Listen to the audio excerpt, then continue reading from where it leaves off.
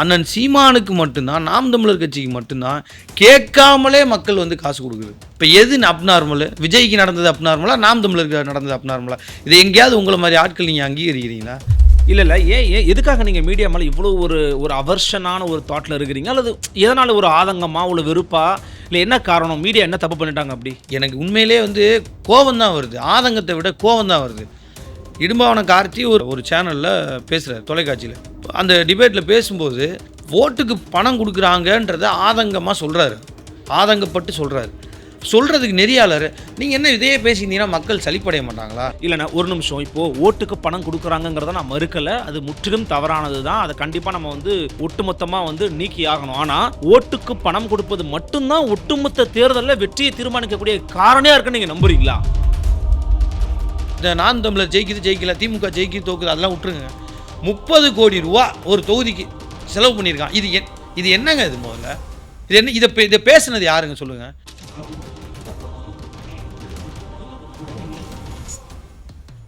Fourth state Tamil நேயர்களுக்கு அருள்மொழிவர்மனின் அன்பார்ந்த வணக்கங்கள். இது உங்கள் ஃபோர்த் ஸ்டேட் தமிழ் வழங்கும் பெருதனும் பெருது நிகழ்ச்சி. இன்றைக்கு நம்மோடு இணைகிறார் நாம் தமிழர் கட்சியினுடைய மாநில ஒருங்கிணைப்பாளரும் வழக்கறிஞருமான மரியாதைக்குரிய திரு கார்த்திக் ராஜா அவர்கள். வாருங்கள் அவரோட ஒரு சிறப்பு நேர்காணல். வணக்கம். வணக்கம். வணக்கம் அருள், நல்லா இருக்கேன். ரொம்ப மகிழ்ச்சி உங்களை சந்திக்கிறதுல, திரும்ப சந்திக்கிறதுல ரொம்ப மகிழ்ச்சி. ஏன்னா உங்களை நான் வந்து வேட்பாளராக நீங்கள் அறிமுகப்படுத்தின பிறகு உங்களை நாங்கள் வந்து மீட் பண்ணியிருந்தோம். அப்போ நீங்கள் நிறைய விஷயங்களை வந்து பகிர்ந்துக்கிட்டீங்க. இப்போ களத்துக்கு போயிருப்பீங்க, மக்கள் சந்திச்சிருப்பீங்க, வாக்கு சேகரிப்பில் ஈடுபட்டிருப்பீங்க, பரப்புரை பண்ணியிருப்பீங்க, நிறைய சம்பவங்கள் நடந்திருக்கும். உங்களுக்காக அண்ணன் சீமானவர்கள் ஓட்டு கேட்டு வந்திருப்பாங்க. எப்படி இருந்துச்சு இந்த அனுபவம்? புதிய அனுபவம் எப்படி இருந்துச்சு? அதை பற்றி கொஞ்சம் சொல்லிட்டிங்கன்னா அதில் நம்ம நிகழ்ச்சியை துவங்கிடலாம். நல்லா இருந்துச்சு. நான் அண்ணன் என்னை வேட்பாளராக முதல் முறையாக கூப்பிட்டு, தம்பி நீ திருச்சுழியில் நெல்லுன்னு சொல்லும்போது எனக்கு கொஞ்சம் தயக்கம் இருந்துச்சு. ஏன்னா திருச்சுழி சட்டமன்ற தொகுதி வந்து ஃபுல்லாகவே ரூரல் தான், 100% ரூரல். அங்கே காரியாபட்டின்னு ஒரு சின்ன டவுனை தவிர பெரிய டவுன் கூட கிடையாது. அங்கே கிட்டத்தட்ட 60-70 கிலோமீட்டர் இது இருக்கும். ஆமாம், ரேடியேஷன் இருக்கும். அது உங்களுக்கு ஒரு ஸ்ட்ரெச் அடித்தோம்னா 70 கிலோமீட்டர், இந்த எண்டுக்கும் அதே மாதிரி இந்த எண்டுக்குமே 70 கிலோமீட்டர் வரும். அப்போ அவ்வளோ சுற்றளவு உள்ள ஒரு தொகுதி. ஃபுல்லாகவே கிராமம்னா தனித்தனியாக இருக்கும் வீடுகள்லாம். அப்போ அது எனக்கு முன்னாடியே அந்த ஜியாகிரஃபி கொஞ்சம் தெரியும்.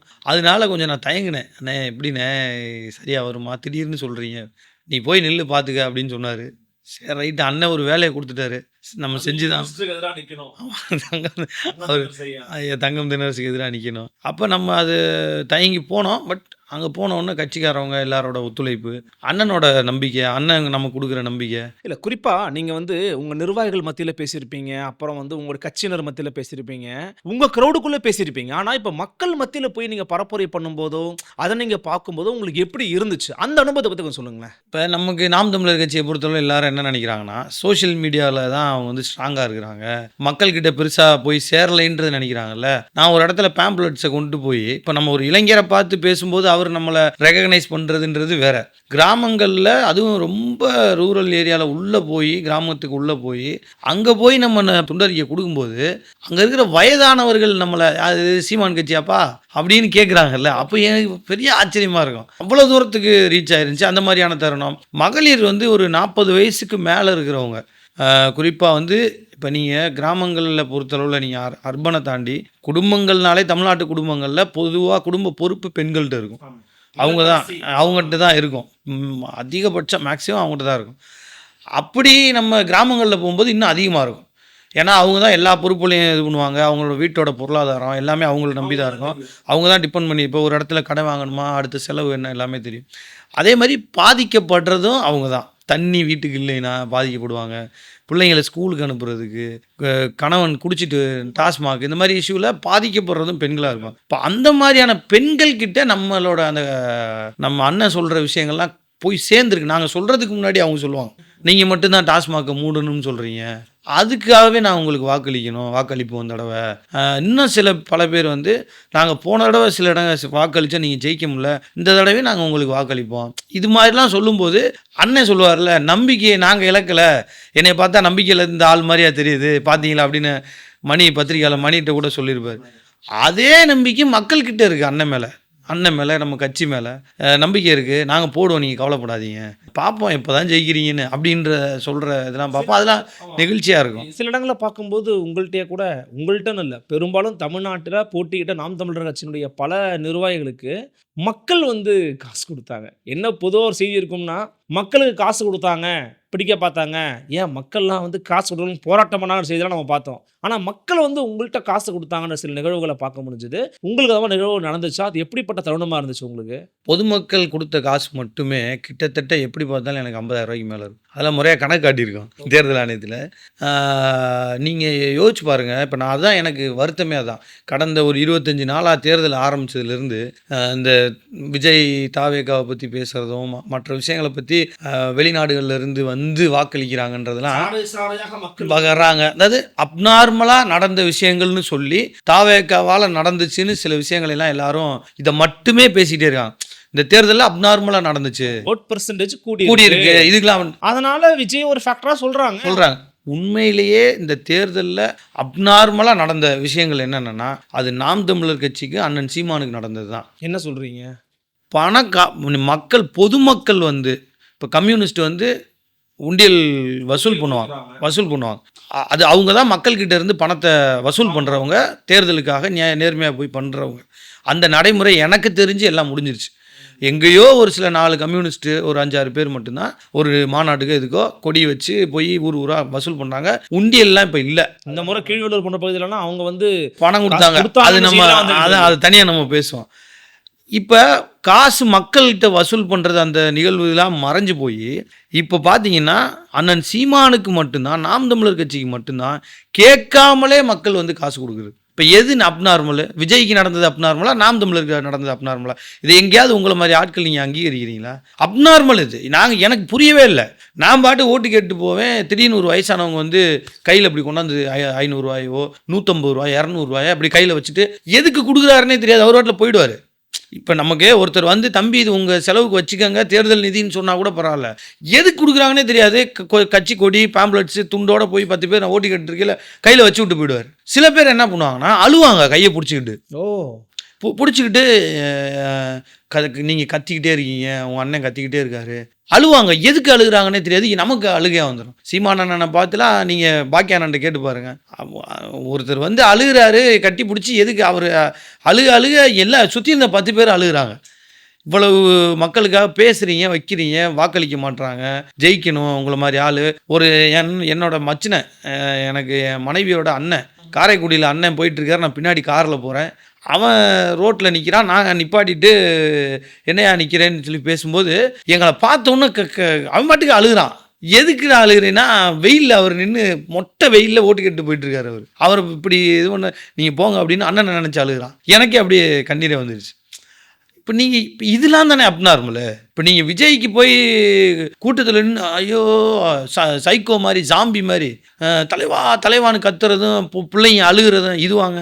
ஒரு கொள்கை மக்களுக்காக பேசுகிறது, மக்களுக்காக சிந்திக்கிறது, மக்களுக்காக உழைக்கிறது, அதை பார்த்து நெகிழ்ந்து கட்டி பிடிச்சி அழுகிறது இருக்குல்ல, இந்த அழுகை தானங்க அப்நார்மலானது. தேர்தல் அரசியலில் இதெல்லாம் அப்நார்மலானது. மக்களே வந்து காசு கொடுக்கறது, அழுகிறது, சாரையா. நீங்கள் எங்களுக்கு கட்டமைப்பு என் தொகுதியில் 4500 உறுப்பினர்கள் இருக்காங்கன்னா, 4700 உறுப்பினர்கள் இருக்காங்கன்னா 4700 பேருமே ஃபீல்டில் இருக்க மாட்டாங்க. எங்கள் கட்சியை பொறுத்தளவில் எல்லாருமே வெளில வேலை பார்ப்பாங்க, ஸ்டூடெண்ட்டாக இருப்பாங்க, வெளியில் இருப்பாங்க.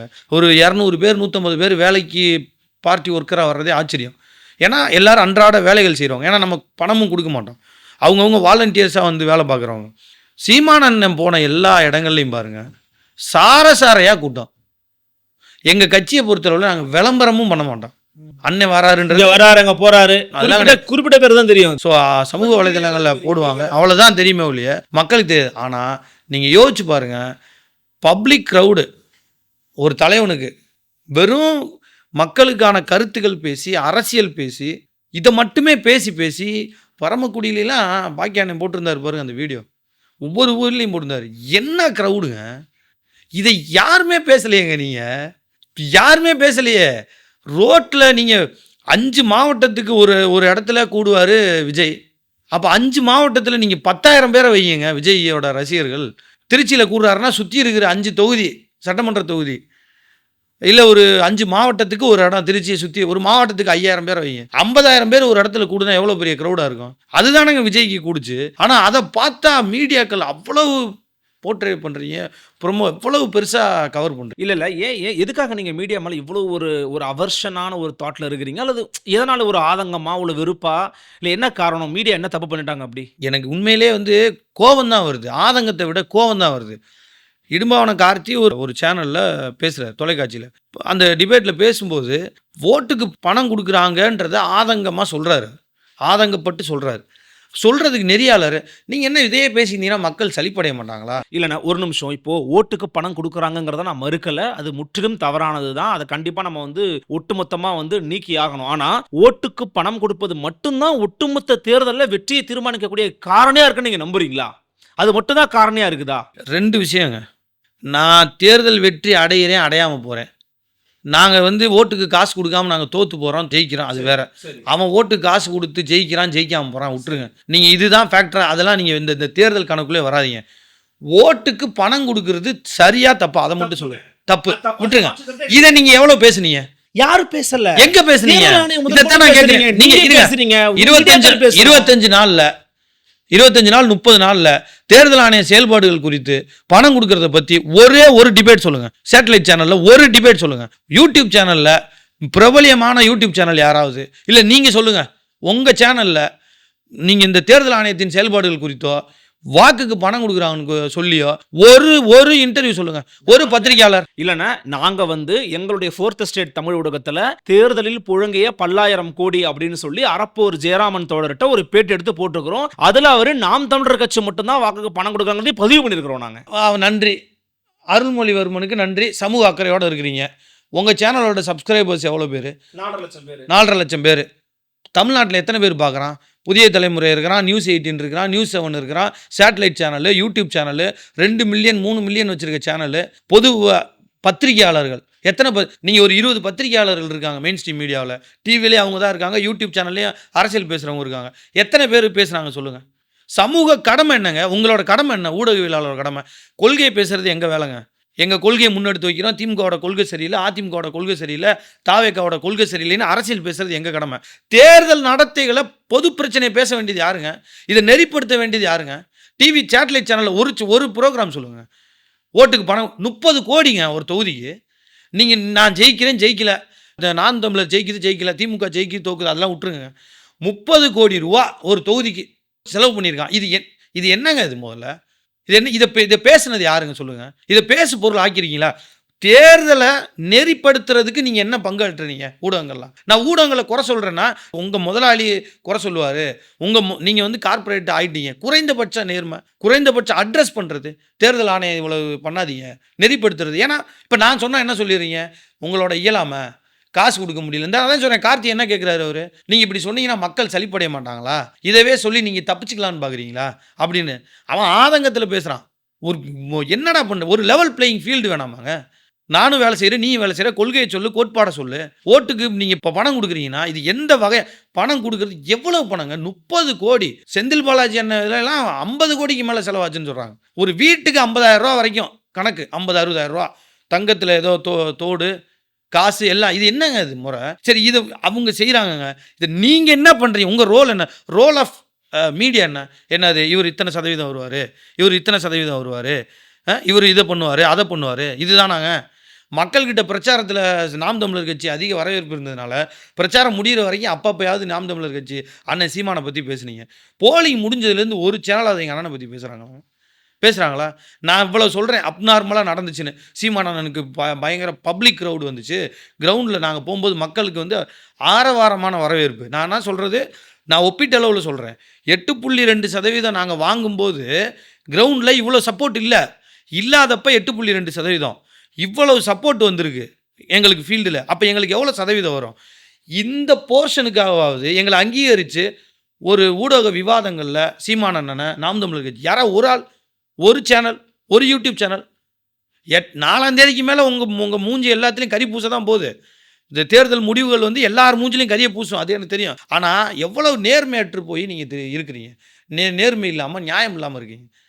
இது எப்படி ஒரு சமூகத்தை வழி நடத்தும்னு நினைக்கிறீங்க? நேர்மையை எப்படி வழி நடத்தும்? எப்படி வழி நடத்தும்? ஒரு லெவல் பிளேயிங் ஃபீல்டை பற்றி பேசாத ஊடகங்கள் தமிழ்நாட்டில் இருக்குன்னா இது சமூக கேடு இல்லையா? அது சமூக சீர்கேடு இல்லையா? அது இப்படி போச்சுன்னா டெண்டர் தானேங்க. ஏங்க தண்ணி விற்பனை பொருள் அல்ல, விற்பனை பண்டம் அல்ல, நான் தடை செய்வேன்னு சொல்கிறாரு. அப்படின்னா என்ன அர்த்தம்? அக்வா, பெப்சி, கோக்கு, அக்வாஃபினா, கின்லே, சின்ன சின்ன தண்ணி முதலாளிங்க, அதை அந்த மெஷினை வாட்டர் பியூரிஃபையர் மெஷினை தயாரிக்கிற முதலாளி, இப்படி எல்லா முதலாளிகள்லையும் என் கொள்கை கை வைக்குது. என் கொள்கை கை வைக்குது. அண்ணன் சீமான் சொல்கிறது கை வைக்குது. இப்போ எவன் எங்களை சப்போர்ட் பண்ணுவான்? கார்ப்பரேட் ஃபண்டிங் நாங்கள் வாங்கியிருக்கோமா? கார்ப்பரேட் ஃபண்டிங் நாங்கள் வாங்கியிருக்கோமா? இல்லை. அப்போ எவன் தரமாட்டான்? ஏன்னா முதலாளிகளுக்கு எதிராக பேசுகிறார். அப்போ யாரை நம்பி நாங்கள் பேசுகிறோம்? யாரை நம்பி? இவ்வளோ மக்கள் நம்பி, ஊடகங்கள் நம்பி, நேர்மையான பத்திரிகையாளர்கள் நம்பி தானே பேசுகிறாரு. இப்போ நீங்கள் என்ன சொல்ல வரீங்க? இப்போ நீங்கள் உங்களோட மௌனம் என்ன செய்யுதுன்னா, நாம் தமிழர் கட்சியை இன்டைரக்டாக, நாம் தமிழர் கட்சி மட்டும் இல்லை, ஓட்டுக்கு பணம் கொடுக்கக்கூடாதுன்னு நினச்சி தேர்தலில் வராம பாருங்க, எல்லாரையும் மறைமுகமாக நீங்கள் ஓட்டுக்கு பணம் கொடுங்கன்னு புஷ் பண்ணுறீங்க, எங்களை தள்ளுறீங்க. இல்லைன்னா உங்களால் ஜெயிக்க முடியாது அப்படின்னு உங்களோட மௌனம் எங்களை தள்ளுது. அந்த இடத்துக்கு எங்களை போக சொல்கிறீங்க, வற்புறுத்துறீங்க. களத்தில் அப்படிதான் நீங்கள் பார்த்தீங்களா? களத்தில் பார்க்கலையே, களத்தில் பார்க்கல. களம் மக்களோட ஆதரவில் களம் வாராது. இல்லைன்னா நான் அந்த களத்தை பற்றி கேட்கலண்ணா. இந்த முறையும் நாம் தமிழர் கட்சி ஃபேஸ் பண்ண எலெக்ஷனில் டிஎம்கே, ஏடிஎம்கே, புதிய ஃபோர்ஸான டிவிகே உட்பட எல்லாருமே பணம் கொடுத்தாங்க தேர்தலுக்கு. எல்லாரும் பணம் கொடுத்தாங்க. எல்லாரும் பணம் கொடுத்தாங்க. பணம் கொடுக்காத ஆளே கிடையாது. அவன் தகுதிக்கு ஏற்றுற மாதிரி கொடுத்தான். ஏன் தொகுதியில் அதிமுக பணம் கொடுக்கல? ஏன் கொடுக்கல? தங்கம் தென்னரசனை அதிமுக காரனுக்கு சேர்த்து கொடுத்துட்டாரு. என்ன சொல்கிறீங்க?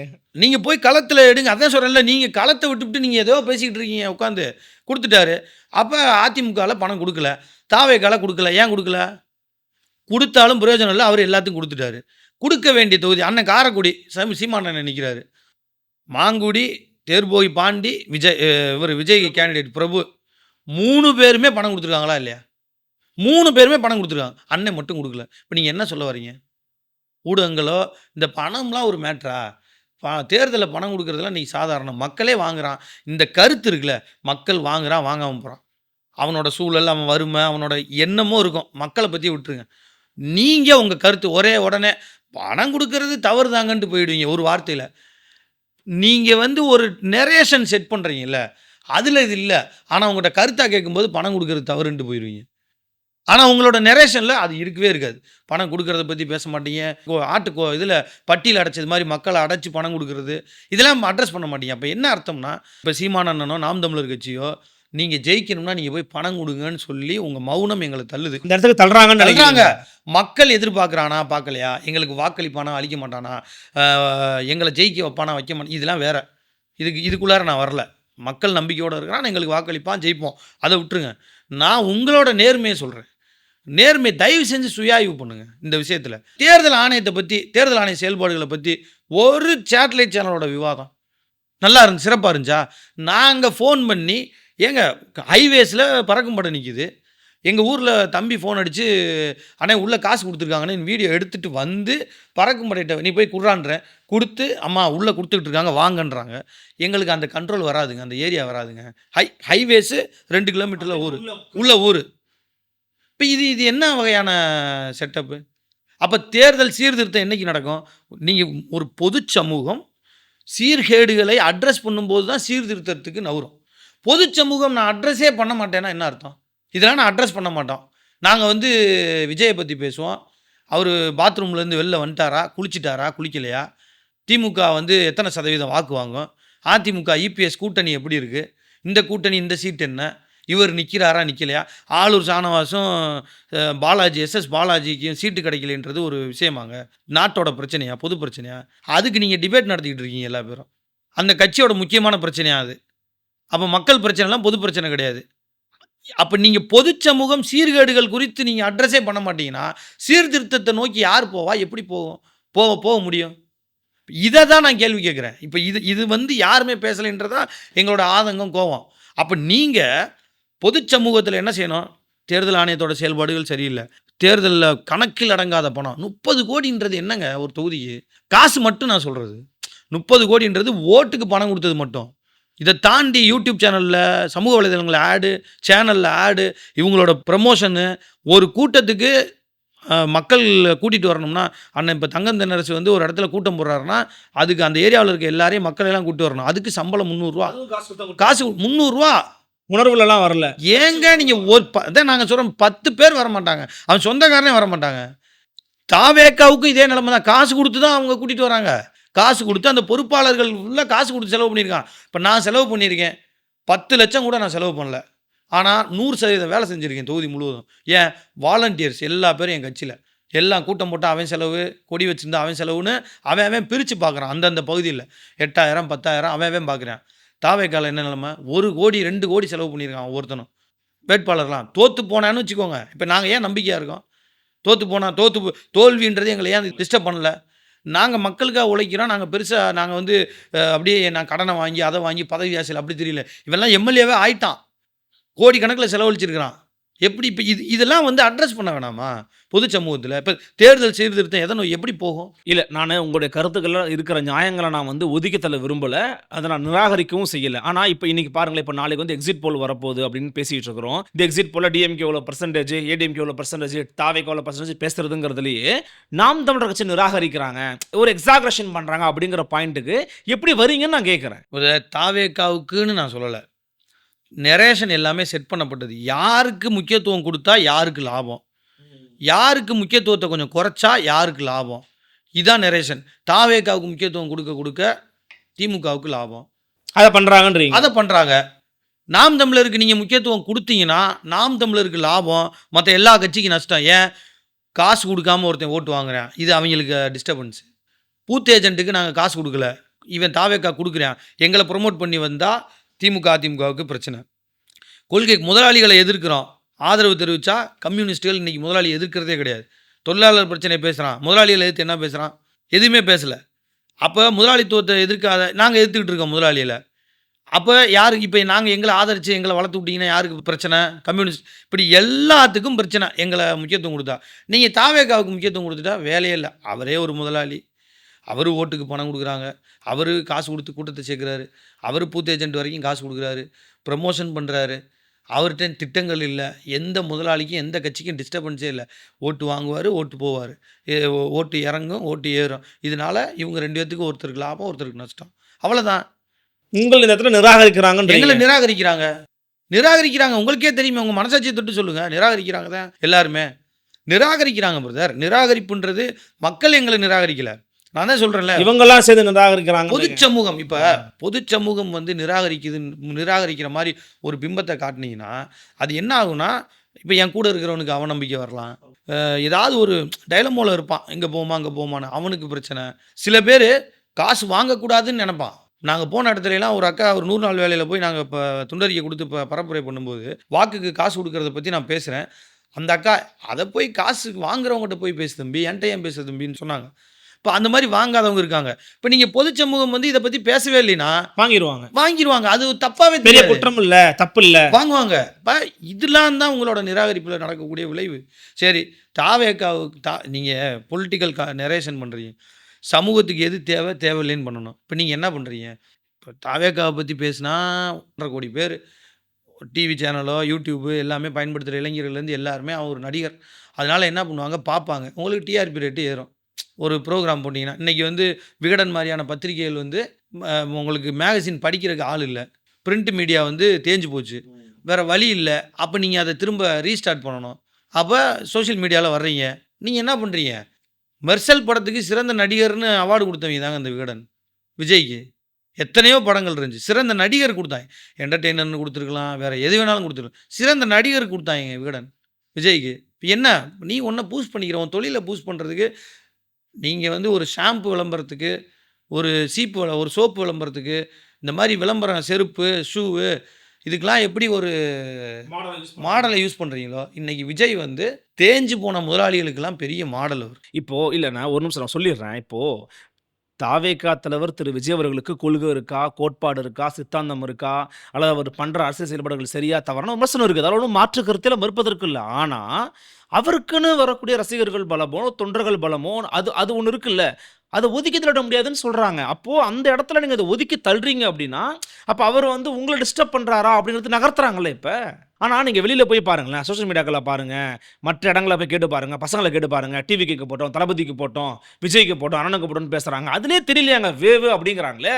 20% வாங்குறாருங்க, 15%, 25% வாங்குறாருங்க அப்படின்னு கேட்டால் என்னங்க பேசுகிறீங்க? அது அவங்களுடைய பர்ஸ்பெக்டிவாக ஒப்பீனியனாக இருக்குது. அதில் ஒரு நெரேட்டிவ்க்கு நீங்கள் நம்புறீங்களா? இப்போ 25% எப்படி வாங்குவார்? ஏங்க பூத்துக்கு 100 ஓட்டு இருக்காதா? பூத்துக்கு 100 200 ஓட்டு இருக்கா? சரி இருங்க. இப்போ கேட்குறேன். 75,000 பூத்து 75 100 ஓட்டு போட 25 லட்சம் ஓட்டு சரி வந்து பூத்துக்கு 75,000 பூத்து. ஒரு பூத்தில் 800 ஓட்டு இருக்கும், ஒரு பூத்தில் 700 ஓட்டு இருக்கும், ஒரு பூத்தில் 150 ஓட்டு தான் இருக்கும், ஒரு பூத்தில் 250 ஓட்டு தான் இருக்கும். முதல்ல இந்த பூத்துக்கு 100ன்றது எங்கேருந்து வருது? சரி, ரூரலில் பூத்தோட லெவல் வேறு, அர்பனில் பூத்தோட லெவல் வேறு.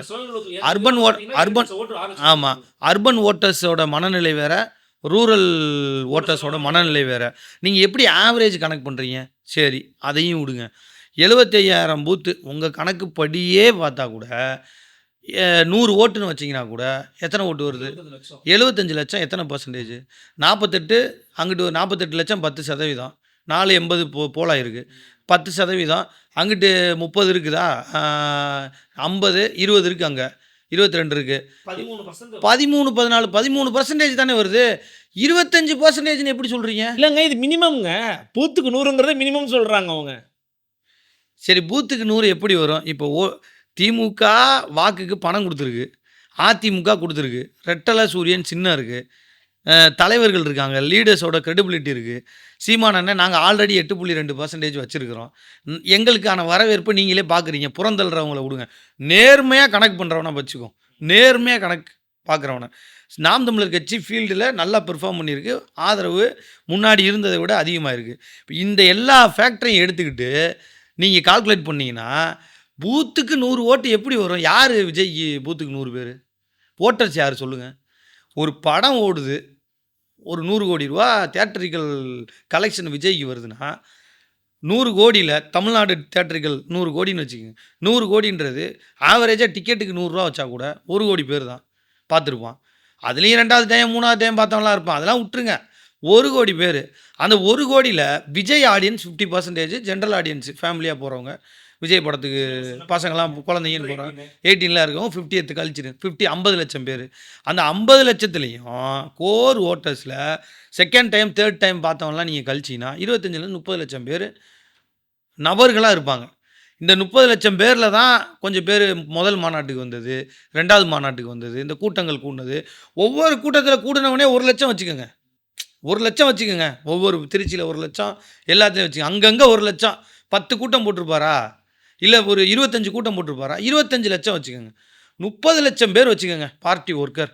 இந்த 3 வருஷத்தில் இந்த 30 லட்சம் பேர் இதை 70 லட்சமாக மாற்றினதுக்கு என்ன பண்ணியிருக்காங்க? எதுவுமே பண்ண வேணாங்கிறாங்க. விஜய் பேரோ, விஜய் முகமோ, விஜயினுடைய ஒரு சின்ன ஒரு பார்வையே போதுங்கிறாங்க. அதான் அவங்க எதிர்பார்க்குற. இப்போ இதுக்கு பேர் நரேஷனா இல்லை வந்து நேர்மையாக நீங்கள் பேசுகிறதா? இதுதான் அவங்க சொல்கிறாங்கன்றது ஏன் கருத்து இல்லை.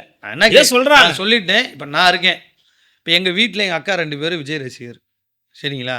நான் கேண்டிடேட்டாக நிற்கிறேன். ரொம்ப கோர் மாநாடு நடந்த உடனே அவங்களாம் வந்து ஆதரவாக இருந்தவங்க. என் வீட்டில் சொல்கிறேன், என் வீட்டில் விஜய் வரட்டும், வந்தால் அது வரைக்கும் சப்போர்ட்டாக இருந்தேன். வந்த பின்னாடி நான் சொல்கிறேன், அந்த மாற்ற ஓட்டை 25 லட்சம் பேர் 50 லட்சம் மாற்றணும்ல, அதுக்காக சொல்கிறேன். இந்த 2 பேர் இப்போ என்ன சொல்கிறாங்க? அவங்க அவ்வளோ ஆதரித்து என் கூட தர்க்கம் பண்ணவங்க, சண்டை போட்டவங்க, இப்போ என்ன செய்கிறாங்கன்னா அவரோட அடுத்தடுத்த செயல்பாடுகளில் இவர் 2000, இவர் 2500ன்றாரு, சிலிண்டருன்றாரு. இதெல்லாம் எப்படி சாத்தியமாகும்? அப்போ அவங்க சொல்கிறதானே இவரும் சொல்கிறாரு. அப்போ நம்ம வாக்களிக்க வேணான்ட்டு இப்போ வாக்களிக்கலை. இப்போது அந்த புஷ்ஷிங் ஃபேக்டரே இல்லையே உங்கள்கிட்ட. இது நான் எனக்கு தெரிஞ்ச சொல்கிறேன். இது மாதிரி பல வீடுகள் இருக்குது, பல உதாரணங்கள் இருக்குது. ஆனால் நீங்கள் வெளியில் போய் பாருங்களேன், சோஷியல் மீடியாக்களில் பாருங்கள், மற்ற இடங்களில் போய் கேட்டு பாருங்கள், பசங்களை கேட்டு பாருங்கள், டிவிக்கு போட்டோம், தளபதிக்கு போட்டோம், விஜய்க்கு போட்டோம், அண்ணனுக்கு போட்டோம்னு பேசுகிறாங்க. அதுலேயே தெரியலையாங்க வேவு அப்படிங்கிறாங்களே. நீ எப்படி கணக்கு பண்ணிங்கனாலும் இப்போ சோஷியல் மீடியா உங்களோட சப்ஸ்கிரைபர்ஸ் எவ்வளோ? 4 லட்சம் பேர். ஆனால் நீங்கள் ஒரு வீடியோ போட்டு என்ன நினைப்பீங்க? தமிழ்நாடு ஃபுல்லாக இது பேசு பொருள் ஆயிடுச்சுன்னு நினைப்பீங்களா இல்லையா? அதை பார்த்தவொடனே 25,000 பேர் தான் இருக்கும். ஆமாம் ஆமாம், நல்ல ரெஸ்பான்ஸுங்க, பயங்கரமாக எல்லோரும் இது பண்ணுவாங்க. பிகைன் வுட்ஸுக்கு மில்லியன் கணக்கில் வியூவர்ஸ் இருக்காங்க, சப்ஸ்கிரைபர்ஸ் இருக்காங்க. ஆனா வியூஸ் அவ்வளோ தூரம் போகாது. ஒரு நான் பிகைன் வுட்ஸில் ஒரு வீடியோ வந்துட்டாலே என்ன சொல்லிடுறான், தமிழ்நாட்டோட தமிழ்நாட்டோட பேசு பொருளான இதுன்னு சொல்கிறான்ல. நான் தாய் மாமன் சீர் கொடுத்தேன், அது வந்து எல்லா சேனல்லையும் போட்டான். எல்லாரும் என்ன சொன்னாங்க, தமிழ்நாட்டுல ட்ரெண்ட் ஆகிட்டப்பா நீன்னு சொல்கிறான். இப்போ தமிழ்நாட்டில் இருக்க மூளை முடுக்கெல்லாம் எனக்கு தெரியுமா? இதெல்லாம் கேலி கூத்தா இல்லையா? நீங்கள் சோஷியல் மீடியாவில் வீடியோ போடுறது, ஒரு சேனலில் 1 மில்லியன் பேரே பார்க்கட்டுமே ஒரு வீடியோவை. 10 லட்சம் பேர் தானங்க அது. 10 லட்சம் பேர் 2 பேர்கிட்ட பேசுகிறாங்க. 10 டிவைஸ் கூட நீங்கள் வச்சுக்கலாம், 10 டிவைஸ் கூட வச்சுக்கலாம். உங்கள் ஃபோனு என் ஃபோனும் கூட டிவைஸு. ஆமாம், டிவைஸு. நீங்கள் 10 லட்சத்தையுமே நபர்களாக வைங்க. 10 லட்சம் பேரும் 2 பேர்கிட்ட பேசுகிறான்னு வச்சுக்கோங்க, 30 லட்சம் பேர் தானேங்க. இதை எப்படி நீங்கள் 1 கோடி பேருக்கு கொண்டு போகிறீங்க ஒரு விஷயத்த? இல்லை, அது எக்ஸாகரேஷன் சொல்கிறீங்களா நீங்கள்? கம்ப்ளீட் எக்ஸாகரேஷனுங்க அது. நீங்கள் அதை தான் நான் சொன்னேன், 25 லட்சம் பேர். நான் ப்ராப்பராக நீங்கள் பேசுங்க. நீங்கள் இந்த சும்மா நீங்கள் இல்லை நான் ஒன்று சொல்லிடுறேன். இது என்ன சொல்லப்படுதுன்னா, உங்களுக்கு விஜய் மேலே ஒரு ஒவ்வாமை இருக்குது, விஜய் மேலே ஒரு காழ்ப்புணர்வு இருக்குது, அதனால் ஒரு பதற்றப்படுறாங்க, அதனால தான் நீங்கள் இப்படி பேசுறீங்கன்ற விமர்சனமும் உங்கள் மேலே இருக்குது ஏற்கனவே. நான் வந்து போலிங் முடிஞ்சு தான் பேசுகிறேன், 4ஆம் தேதி தெரிஞ்சிடும் இப்போ நான் பேசுகிறது. சரிங்களா? நான் போலிங் முன்னாடி பேசலை, எலெக்ஷன்லாம் முடிஞ்சிச்சு, கேம்பெயின் முடிஞ்சிச்சு, இப்போ நான் பேசுகிறேன். இப்போ ஒரு அரசியலை பொறுத்தளவு உங்களுக்கு தெரியாது இல்லை, ஒரு அரசியலில் இப்போ லீடரோட க்ரெடிபிலிட்டி, கேம்பெயினிங் ஸ்டைலு. இப்போ திமுக இருக்குது, திமுக வந்து ஆல்ரெடி ஆளுங்கட்சி, இபிஎஸ் இருக்கார், தொண்டர்கள் அவங்க உறுப்பினர்கள் மட்டுமே அஃபீஷியலாக 1 கோடி பேர் இருப்பாங்க.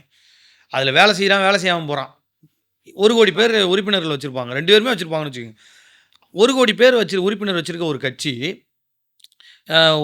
கிளை வரைக்கும், கிளை கட்டமைப்புலேருந்து எல்லாமே வச்சுருக்காங்க. இவ்வளவுக்கும் அவங்க வந்து பணம் கொடுப்பாங்க, எல்லாமே தெரியும், எல்லாமே இருக்குது. இவ்வளவு இருந்தும் கேம்பெயின் பண்ணுறாங்களா இல்லையா? வீட்டுக்கு வீடு பண்ணுறாங்க. ஏன் பண்ணுறாங்க? படுத்து கிடக்க வேண்டியதானே, படுத்து கிடக்க வேண்டியதானே.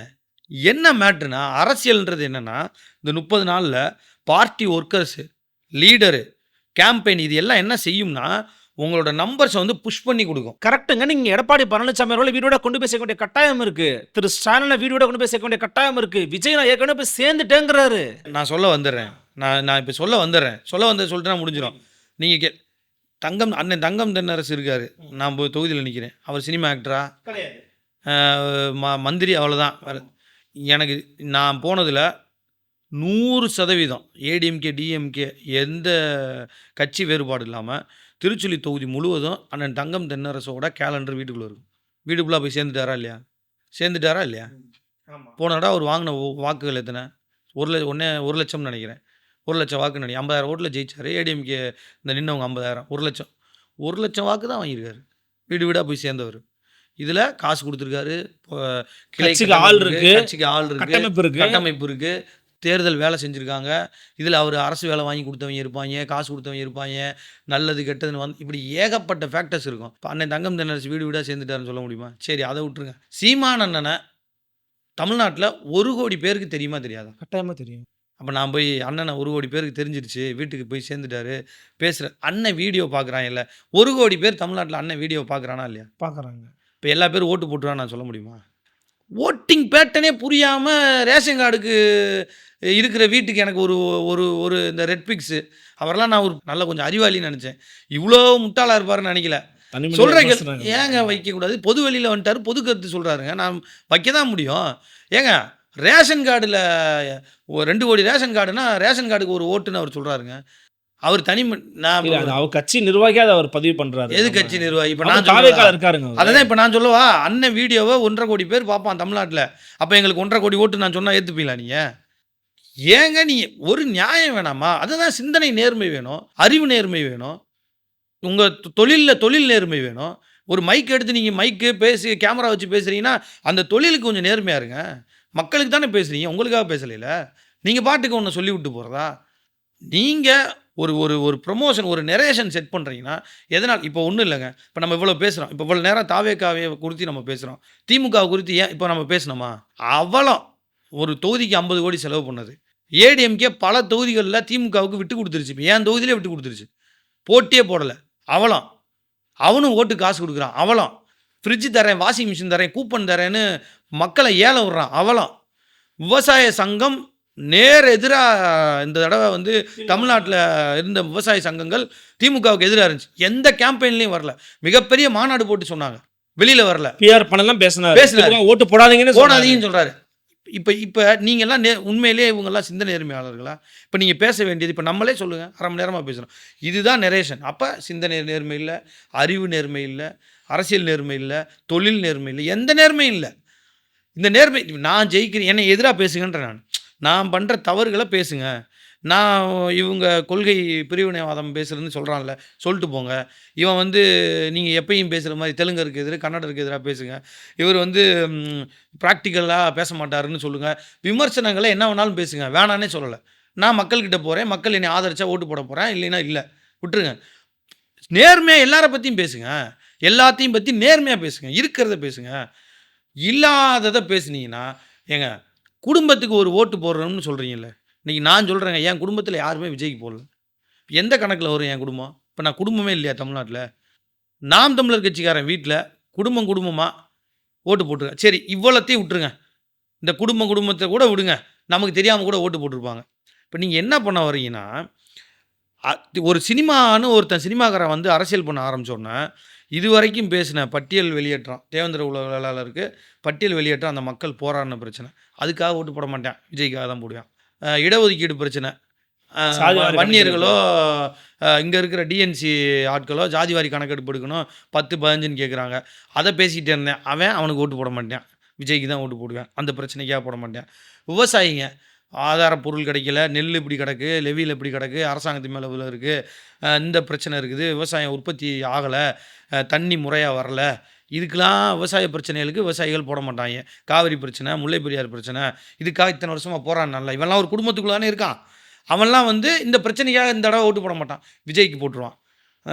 வேறு என்ன, படிக்கிற பசங்க, வேலை இல்லாத பிரச்சனை, கடன் பிரச்சனை, இப்படி எல்லா பிரச்சனைகளுக்கும் இது வரைக்கும் பேசினவங்க, ஸ்டெர்லைட்டு, ஹைட்ரோ கார்பனு, பரந்தூர், விமான நிலையம், பெண்கள், டாஸ்மார்க்கை மூடணும்னு நினச்சவங்க, இப்படி எல்லா வாக்காளர்களும் என்ன செய்வாங்க, எல்லா பிரச்சனையும் மூடிடுவாங்க. இப்போ கண்ணை மூடிடுவாங்க, இப்படியே எதுவுமே இல்லை, காதை மூடிடுவாங்க, வாயை மூடிடுவாங்க. விஜய் வந்துட்டார், நான் விஜய்க்காக போட்டுருவேன்.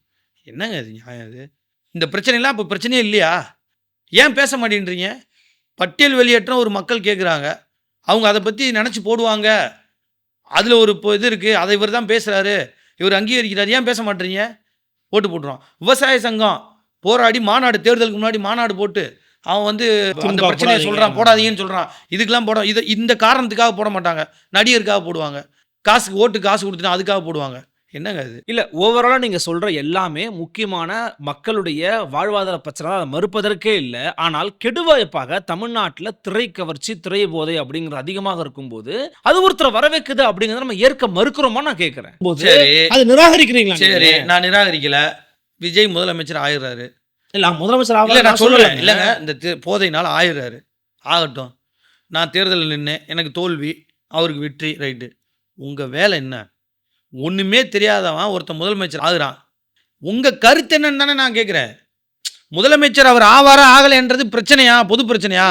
இல்லை, நான் ரொம்ப தெளிவாக உங்கள்கிட்ட சொல்லிட்டேன். அவருடைய திறன் என்ன, அவர் ஐடியாலஜி என்னங்கிறது தனி, அவருக்கு இருக்கிற ஆதரவுங்கிறது தனி. நீங்க இதை பத்தி பேசுற, இதையும் சேர்த்து பேசுன்னு கேட்கறது எப்படி சரியா இருக்கும்? ரைட்டு, நீங்க ஆதரவை பத்தி பேசுறீங்கல்ல, எங்களுக்கு இருந்த ஆதரவை ஏன் பேசல? யார் பேசல? பேசாதவங்களை பத்தி கேளு. பேசாதவங்க தான் பேசல. நான் சொல்ல வர்றது பொலிட்டிக்கல் நரேஷன் சொல்றேன். இப்ப சிக்கல் என்ன இருக்குன்னா, இப்ப வந்து ஊடகங்கள் மீது காழ்ப்புணர்ச்சியிலையோ இல்ல வெறுப்புலையோ நான் பேசுறதா நினைக்க வேணாம். நான் சொல்ல வர்றது என்னன்னா, நீங்க இதை அட்ரஸ் பண்ணலைன்னா சமூக சீர்கேடான விஷயம் வந்து நிற்கும், வெற்றி அடையும் சொல்றேன். உங்களோட ரோல் என்ன? சமூகத்தில் ஒரு உரையாடலையும் ஒரு விவாதங்களையும் உருவாக்குறது தானே உங்களோட ரோல். இதை செய்யலைன்னா தவறுதலான ஆட்கள் வருவாங்கன்றேன். இப்போ நான் சொல்கிறேன், என் நண்பன், என் தம்பி ஒரு பையன் இருக்கான், பேரை சொல்ல விரும்பலை, வழக்கறிஞர், அவன் இன்டர்நேஷ்னல் லெவலில் நிறைய பேரோட தொடர்பில் இருக்கிறவன், இந்த கான்ஃபரன்ஸ் இதெல்லாம் போகிறவன், ஜேர்னலிஸ்ட், இன்டர்நேஷ்னல் ஜேர்னலிஸ்ட்டோட தொடர்பில் டச்சில் இருக்கிற ஒரு பையன், சென்னை உயர்நீதிமன்றத்தில் இப்போ ப்ராக்டிஸ் பண்ணுறான். அவன் தாவேகாவுக்கு சப்போர்ட் பண்ணுறான். அப்போ நாங்கள் 2 பேரும் பேசிக்கிட்டே இருக்கும்போது நான் சில கேள்விகள் முன்வைக்கிறேன், எல்லாமே பேசிகிட்டே வரோம். சரிடா தம்பி, எல்லாத்தையும் விட்றா தம்பி, திமுகவை வீழ்த்தணும், அதான் அவனோட குறிக்கோள்னு வச்சுக்கேன். சரி, அதுவே இருந்து திமுகவை வீழ்த்தணுன்றதுனாலேயே சப்போர்ட் பண்ணிட்டு போ, விட்டுரு. முதல்வர் ஆயிட்டா என்ன செய்வாருன்னு கேட்குறேன். இவ்வளவு அறிவு உள்ள பையனுக்கு தெரியலேன்றான். நான் சத்தியம் விட்டு சொல்கிறேன், நான் சொல்கிற வார்த்தை உண்மை. நான் வேணால் கேமரா ஆஃப் பண்ணிட்டு அவனுக்கு ஃபோன் பண்ணி தரேன், உங்களுக்கு கேளுங்க.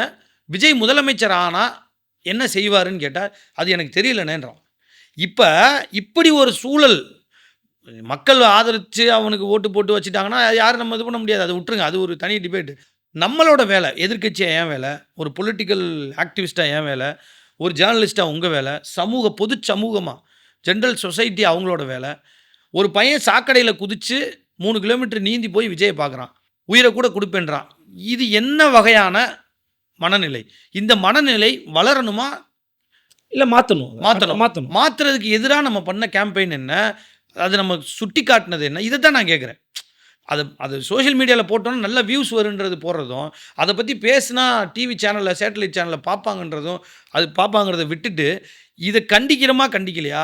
இத எப்படி நம்ம வந்து கிரிட்டிசைஸ் பண்ணி, இத குறைக்கிறதுக்கு செய்றோம். இது என்ன நடந்துச்சு? அப்படிதான் ஓட்டுக்கு பணம் குடுக்குறது. இப்ப என் தொகுதியில ஏகப்பட்ட பிரச்சனை இருக்கு.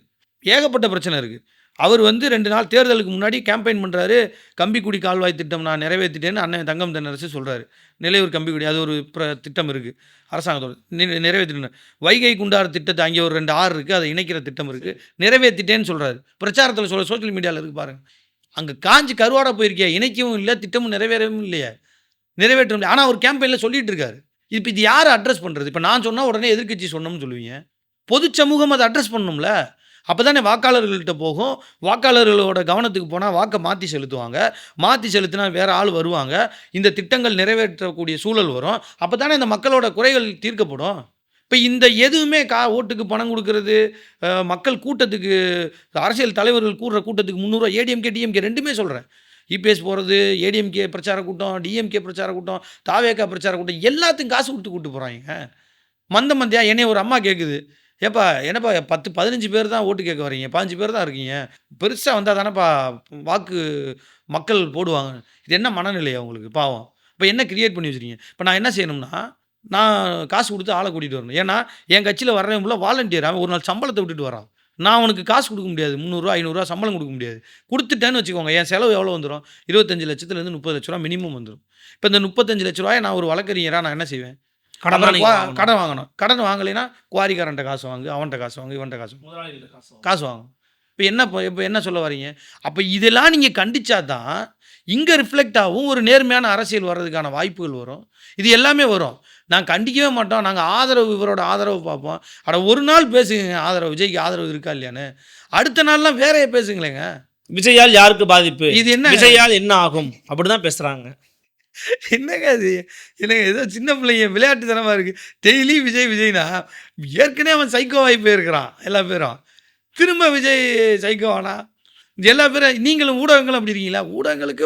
ஊடகங்கள விடுங்க. நான் ஊடகங்கள கூட விட கம்பெனிய விடுங்க. ஒரு நிறுவனத்த கூட விட்டுருங்க. பத்திரிகையாளர் போறீங்கல்ல, இண்டிவிஜுவல் ஜேர்னலிஸ்ட் இருக்கீங்கல்ல, அங்க போய் உட்கார்றீங்கல்ல, அதுல என்ன பேசுறீங்க? ஒருத்தர் 2 பேர் தாங்க. அதுவும் அதான் நான் சொல்றேன். அவங்கலாம் என்ன பண்ணிடுறாங்கன்னா, ஒரு பொலிட்டிக்கல் பார்ட்டியோட அஃபிலியேட் ஆயிடுறாங்க. அதனால என்ன பண்ணிடுறான்? அவரோட கருத்து அந்த கட்சியோட கருத்துன்ட்டு போயிடுறான். ஜென்ரலா பேசுறதுக்கான ஆளே இல்லாம போச்சே. அப்ப இதெல்லாம் அட்ரஸ் பண்ணி பேசணும். இப்ப 25% வாக்குன்றீங்க. 25% வாக்கு எப்படி விழுகும் சொல்லுங்க? இல்லை நீங்கள் ரொம்ப உன்னிப்பாக கவனித்து பார்த்தீங்கன்னா திமுகவுடைய எக்கோசிஸ்டமும் டிஸ்டர்ப் ஆகிருக்கிறாங்க. ஃபார் எக்ஸாம்பிள் திமுகவினுடைய பரப்புரை மேடைகளில் ஏறியே வந்து பேசின திரு செந்தில்வேல் அவர்கள் இருக்காங்க இல்லையா, அவர் இடத்துல பேசுகிற போது சொல்கிறாரு, ஐடி கம்பெனி ஊழியரெல்லாம் சோத்தில் உப்பு போட்டு தான் திங்குறீங்களா, டிவிக்கு ஓட்டு போட்டுருக்கீங்கன்னு கேட்குறாரு. அப்போது அந்த அளவுக்கு பேசுகிறாருன்னா இப்போ டிஸ்டர்ப் ஆகிருக்குன்னு அர்த்தம் அந்த எக்கோசிஸ்டம். அதிமுக கொஞ்சம் அமைதியாக இருக்கிறாங்க. அப்போது திமுகவும் அதிமுகவும் இருவரும் ஆண்ட ஆளுங்கட்சிகளே ஒரு பதற்றமான நடுக்கமான ஒரு அச்ச நிலைப்பாட்டில் இருக்கிறாங்க அப்படிங்கிற ஒரு தோற்றம் இருக்கும்போது நாம் தமிழர் கட்சி அப்படித்தானே வந்து ஜட்ஜ் பண்ணுவாங்க. அதை நீங்க எப்படி எக்ஸாகரேஷன் சொல்றீங்கங்கிற ஒரு கேள்வி உங்கள்கிட்ட இருக்குல்ல. எங்களோட பதட்டத்தை யோசிச்சு பாருங்க. எங்க பதட்டம் என்ன? சமூக சீர்கேடு பண்றீங்கன்றது தான். எங்க பதட்டம் எங்களுக்கு ஓட்டு போடலைன்றதெல்லாம் எங்கேயாவது நான் பதிவு பண்ணணும் அந்த இன்டர்வியூவில். எனக்கு ஓட்டு போடலைன்னு நான் சொன்னேன். முதல்ல ஓட்டே அவங்களுக்கு 25% வராது. 25% வராது. 4ஆம் தேதிக்கு அப்புறம் வரும். உறுதியாக வராது. 25%னா நீங்கள் ஆட்சி அவர் பிடிச்சிட்டாருன்னு சொல்லிட்டு போயிடலாம். ஒரு புது பிளேயர் 25% வாங்கினா ஆட்சி பிடிக்க முடியாதுண்ணே. புது பிளேயர் 25 வாங்கினா, நாம் தமிழர் 10, 12 வாங்கினா, நீங்கள் உங்கள் கணக்குப்படி புது பிளேயர் 25, நாம் தமிழர் 10, 12னா ஏடிஎம்கே டிஎம்கே எவ்வளோ வரும்? அதே 28, 29 இவ்வளோ தான் வரும். அப்படின்னா என்ன அர்த்தம்னா எல்லாரும் ஒரே இடத்துல வரும். யார் வேணாலும் ஆட்சியை பிடிக்கலாம். ஆனால் சீட் கன்வர்ஷன் ஆனால் தானே ஆட்சி பிடிக்க முடியும். விஜய்க்கு சீட் கன்வர்ஷன் இப்போ 4 பேர் ஒரு இடத்துல நின்னா 26% வாங்கினாலே சீட் கன்வெர்ட் ஆகிடும். நீங்க அதாங்க ஒரு பெரிய மித்துல இருக்கீங்க. நீங்கெல்லாம் நான் எதுவும் மித்துல ஊடகவியலாளர்கள்லாம் வந்து பெரிய மித்துல இருக்கீங்க. எப்படின்னா 25% வாக்குகள் வாங்குனா சீட் கன்வெர்ட் ஆவாதுன்னு சொல்ற அதே பத்திரிக்கையாளர்கள், புது பிளேயர் 25% வாங்குனா, பழைய பிளேயர்களோட ஓட்ட தான் எடுக்கணும்.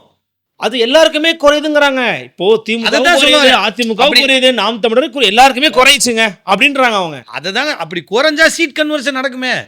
நடக்குது. விஜய்க்கு. அதையும் சொல்றாங்க அத நடக்குது. சொல்லல. அத சொல்லல. பொதுவான ஆட்கள் சொல்லல. விஜய் கட்சிக்காரன் சொல்றான். ஆன் கேமரா சொல்லல, ஆஃப் கேமரா சொல்றான். பொதுவான ஆட்கள் யாருமே அத சொல்லல. ஆஃப் கேமரா சொல்றாங்கன்னு வச்சுக்கோங்களேன். அப்ப இவரு ஆட்சிய புடிக்க போறாரு. சிஎம் ஆக போறாரு. அது இல்ல. ஆட்சி பிடிக்க முடியாதுன்றாங்க. என்னங்க இது 25% போகும். தாண்டும். அதுல சீட் கன்வெர்ட்டும் ஆகும். இல்லங்க அது எல்லாருக்குமே குறையுதுன்னு சொல்றாங்க. திமுகவுக்கு குறையுது, அதிமுகவுக்கு குறையுது, நாம் தமிழருக்கு குறையுதுன்னு சொல்றாங்க. திமுகவுக்கு தாங்க ஒரு எட்ஜ் இருக்குது. ஏன்னா திமுக எதிர் போட்டு அவர் உடைக்கிறாருன்னும் போது திமுகவுக்கு தாங்க ஒரு வாய்ப்பு இருக்குன்னு தான் சொல்றாங்க. 2 பாயிண்ட் தான். 1 திமுகவோட நாம் தமிழரோட பதட்டம் தாவேக்காவோட நெரேஷன்னால ஊடகங்கள்ல நடக்கிற நெரேஷன்னால சமூகத்துக்கு பிரச்சனை. சமூக சீர்கேடு நடக்குது. உங்களுக்கு பிரச்சனை இல்ல. எங்களுக்கு என்னங்க பிரச்சனை? நான் மக்களுக்காக உழைக்கிறேங்க. இந்த எங்க அண்ணன் மாதிரி நான் இப்ப கத்துவோம். மே 4க்கு அப்புறமும் தொடர்ச்சியா இதே விகிதத்துல இயங்குவீங்க. எப்பவுமே ஏங்க 1.1 வாங்கலே எங்க அண்ணன் சோர்ந்து போலங்க. எங்க வேலை என்ன வேலை செய்யறோம்? மக்கள் ஆதரிச்சானா ஆதரிக்கிறேன், ஆதரிக்கலாட்டி என்ன வேலையை நான் செய்ய என் கடமையை தான் நான் செய்கிறேன். நான் என்ன பதவி வந்தோன்னே எனக்கு எம்எல்ஏ பதவி ஆகணும், எங்கள் அண்ணன் சிஎம் அவங்களுக்கு தெரியாதா? எல்லாருக்குமே தெரியும். பொது விவாதங்களில் பொது ஆட்கள் எல்லாருக்கும் தெரியும். அண்ணன் துணை முதல்வர்னா இன்னைக்கு கூட ஆயிருப்பார். இந்த தேர்தலே ஆயிருப்பார். 2000 கோடி வேணும்னா அவருக்கு இந்நேரம் வாங்கியிருப்பார் அவர். ஏன் இதெல்லாம் இது விஷயமே இல்லையா அவருக்கு?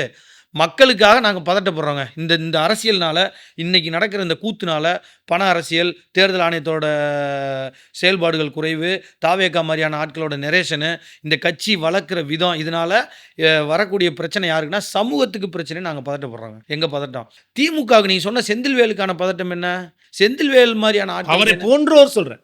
என்ன பிரச்சனை? நான் 30 கோடி ரூபா 30 கோடி கொடுத்து காசு கொடுத்து நான் செலவழிச்சுக்கிட்டு இருக்கேன். போன 60 வருஷத்துல நீ உன்னை இந்த ஸ்கூல் நடத்துனது நாங்க தான், கல்வி நிலையங்களை கொண்டு வந்தது நாங்க தான், ஐடி கொண்டு ஆமா நாங்க வந்தாங்க. பெரியார் மண்ணு, பெரியாரோட பேரங்களா உங்களை நினைச்சு சோறு போட்டதா நாங்க சோறு போட்டது நாங்க தான், ட்ரெஸ் உள்ளாடைகள் மாட்டி விட்டது அவங்க தான். இன்னர் போட்டு விட்டதா அவங்கன்னு சொல்லல. அதான் அவங்க தான் போட்டு விட்டாங்க. ஏன்னா கம்பெனியில் ஏதாவது இன்வெஸ்ட் பண்ணி வச்சிருப்பாங்க. இன்னர் கம்பெனியில் போட்டு விட்டவங்க அவங்க தான். இது எல்லாமே அவங்களா இருக்கும்போது என்னடா நம்மளை விட்டுட்டு அடுத்தவனுக்கு ஓட்டு போடுறானே, அதுதான் அவங்க பதட்டம். வேற எதுவும் கிடையாது. அவன் ஓட்டுக்கு காசு வாங்குறாங்க, வாங்கிட்டு ஓட்டு போடுறாங்கன்னு வச்சுக்கோங்க. அது தப்பு இல்லை. தப்பு தான். இதுக்காக செந்தில்வேல் என்னைக்காவது அண்டாவை உடைச்சிருக்காரா? சொம்ப உடைச்சிருக்காரா? ஊன்னு பேசியிருக்காரா? என்னைக்காவது பேசியிருக்கா? அதுவும் சமூக சீர்கேடு தானே. அப்போ தாவேக்காரன் போய் விஜய் ரசிகர் போய் ஓட்டு போட்டால் மட்டும் எதுக்கு உனக்கு கோவம் வருது? இல்லை ரொம்ப ரொம்ப சிம்பிளாக சில கேள்வி கேட்குறாங்க. இங்கே பாருங்க, ஓட்டு காசு கொடுக்குறாங்களா? ஆதாரத்தோடு நிரூபிங்க. நீங்கள் வழக்கு போடுங்க. யார் காசு கொடுத்தாலும் நிரூபிச்சு அவங்கள சிறைப்படுத்துங்க. அந்த வேலையை பாருங்கிறாங்க. அதை பண்ணிட்டு போங்க. ரைட்டு. இங்கே பாருங்க, நீங்கள் பிரச்சனைக்கு தீர்வு வர வேணாம்னு நினச்சிட்டீங்க. எப்படின்னு உங்களுக்கு ஒரு சிஸ்டம் வாய்ப்பு இருக்கு. எலெக்ஷன் கேஸ் சைதை துரைசாமி குளத்தூரில் ஸ்டாலினுக்கு எதிராக போட்ட கேஸ் இன்னும் இருக்குது, முடியல. அவர் மேயராக இருந்தப்ப எலெக்ஷன் கேஸை பற்றி தெரியும். இது வரைக்கும் எங்ககிட்ட ஒரு 10க்கு மேற்பட்ட தொகுதியிலேருந்து தேர்தல் வழக்குகளுக்கு வந்துருச்சு. ஒரத்தநாடு, திருச்சுழி எல்லா இடத்துலையும் சொல்லிட்டாங்க, கேட்டிருக்காங்க. போடணும் வீடியோ ஃபுட்டேஜு எல்லாமே எடுத்து கம்ப்ளைண்ட் கொடுத்து எல்லாமே நானே ஆதாரம் அதுக்கு எல்லாமே இருக்குது. ஆக்ஷன் எடுக்கல. என்னங்க நடக்கும்? முதல்ல இந்த தேர்தல் ஆணையத்தில் வேலை பார்க்குறவங்களாம் இதே ரெவன்யூ, இதே தாசில்தார், இதே டிஎஸ்பி போலீஸ் டிபார்ட்மெண்ட்டு, இதே ஆர்டிஓ. நேற்று வரைக்கும் சிஎம்னு சல்யூட் அடித்தாங்க, எதிர்கட்சி தலைவர்னு சல்யூட் அடித்தாங்க. நாளைக்கு யார் வருவானே தெரியாது. சிஎம் வந்துட்டு அவனுக்கு கீழே தான் போய் வேலை பார்க்கணும். இவன் எப்படிங்க தடுப்பான்? தேர்தல் ஆணையத்துக்கு ஏதாவது செப்பரேட் யூனிட் இருக்கா? இல்லை. எப்படிங்க தடுப்பாங்க? அதுதான் நான் சொல்கிறேன்ல, பொது சமூகம் விவாதிக்கும் போது அதை புஷ் பண்ணும்போது தான் தேர்தல் சீர்திருத்தத்தை நோக்கி போகும். நாங்கள் பேசணும்னா அது எதிர்கட்சியோட விமர்சனம்ட்டு போயிட்டே இருப்பாங்க. அதை விட்டுருங்க. இப்போ அந்த பிரச்சனைக்கே நம்ம போக வேணாம். திமுகவோட பதட்டம் எதனால்? திமுகவோட பதட்டம் தாவேக்காவால் நமக்கு பாதிப்பு வந்துருமோன்ற பதட்டம். பாதிப்பு வருதா? பாதிப்பு வர்றதுக்கான வாய்ப்புகள் இருக்குல்ல. இப்போ ஒரு தொகுதியில் பாதிப்பும் வரும், சாதகமும் இருக்கும். அவங்களால தான் பாதிப்பும், அவங்களால தான் சாதகமும். திமுக எதிர்ப்பு வாக்குகள் அதிமுகவுக்கோ நாம் தமிழருக்கோ போனால், நாம் தமிழருக்கு வந்தால் கொள்கை ரீதியாக நாங்கள் வலுவடைஞ்சு அவங்களுக்கு பிரச்சனை.